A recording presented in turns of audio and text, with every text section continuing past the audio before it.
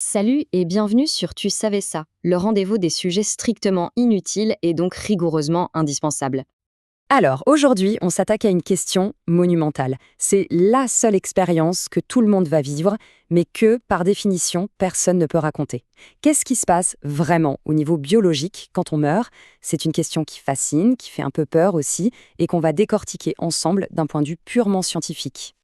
Bon, alors, la toute première chose à bien comprendre, et c'est vraiment le point de départ de tout, c'est que la mort, ce n'est pas un instant T. Ce n'est pas comme d'appuyer sur un interrupteur off. Non, c'est un processus, quelque chose de graduel, une série d'étapes qui s'enchaînent sur plusieurs minutes, et même parfois plusieurs heures. Oui, parce que dans notre corps, tout ne s'arrête pas en même temps, comme ça, d'un coup. Le cœur, la respiration, le cerveau, chacun a son propre timing, si on veut. Et c'est là que ça devient assez fou, en fait. Même quand le cœur a cessé de battre, certaines de nos cellules, elles, continuent leur petite vie pendant un moment. Alors, commençons par le commencement. La toute première grande étape de ce processus, l'arrêt des fonctions vitales. C'est vraiment le coup d'envoi de toute la cascade d'événements qui va suivre.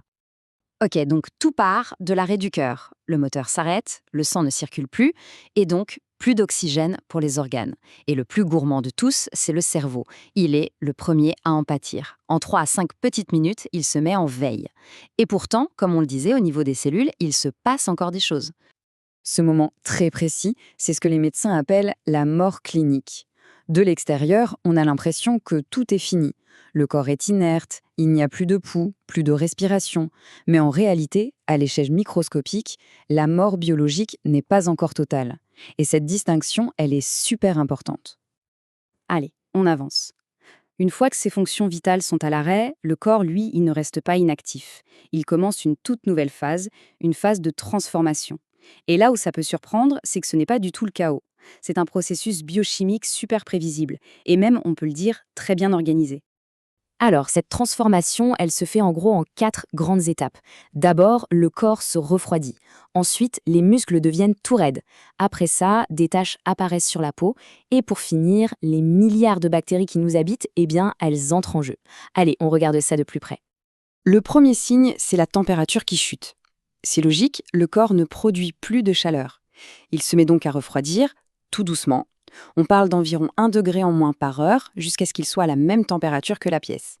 Puis, quelques heures plus tard, arrive la fameuse rigor mortis. C'est la rigidité cadavérique.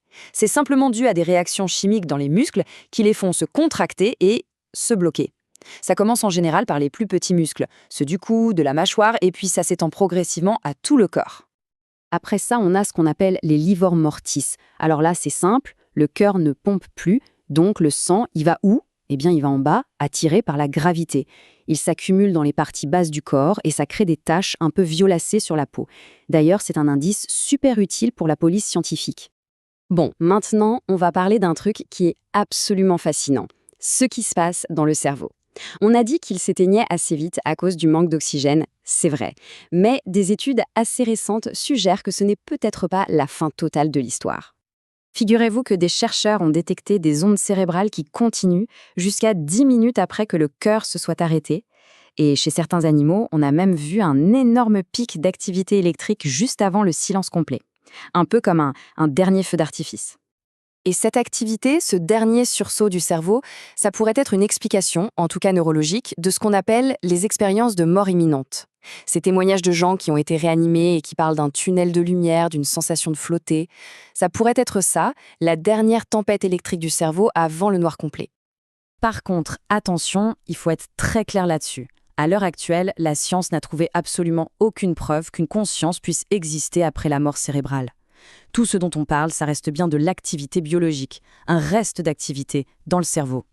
Bon, une fois que toutes ces étapes biologiques sont passées, qu'est-ce qui arrive au corps? Eh bien, il entre dans sa toute dernière phase. C'est le retour au grand cycle de la nature. C'est la fameuse phrase de Lavoisier, « Rien ne se perd, rien ne se crée, tout se transforme ». Et c'est là qu'interviennent des gens dont on parle peu, les thanatopracteurs. Leur métier, c'est justement de ralentir ce processus naturel de décomposition. Juste le temps de permettre aux proches de dire au revoir. En gros, ils remplacent les fluides du corps par des produits qui conservent. C'est un travail essentiel pour la dignité. Après ça, bien sûr, il y a l'inhumation ou la crémation, selon les choix de chacun. En fait, ce sont 2 chemins différents mais qui mènent au même endroit, la matière retourne à l'écosystème. Soit le corps est mis en terre et il va nourrir le sol, soit il est incinéré et ses minéraux retournent à l'air et à la terre. Et comme on aime bien faire ça ici, on va finir avec quelques petites infos en plus. Le genre de détails qui ne servent à rien et qui sont donc absolument indispensables. Alors, un truc à savoir, aujourd'hui, d'un point de vue médical et légal, ce qui définit officiellement la mort, ce n'est plus l'arrêt du cœur, non, c'est la mort cérébrale, c'est-à-dire l'arrêt complet et définitif de toute activité dans le cerveau. Et ça, on le vérifie avec un électroencéphalogramme qui doit être tout plein. On en a touché un mot tout à l'heure, certaines cellules font de la résistance.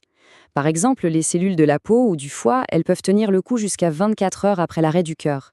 C'est d'ailleurs grâce à cette petite fenêtre de temps qu'on peut faire des prélèvements de tissus ou d'organes. Ah, et on va en profiter pour tordre le cou à un mythe super tenace. Non, les cheveux et les ongles ne continuent pas de pousser après la mort. En fait, c'est juste une illusion. C'est la peau qui se déshydrate et qui se rétracte un peu, ce qui donne l'impression que les poils et les ongles sont plus longs. Mais ils ne poussent plus du tout.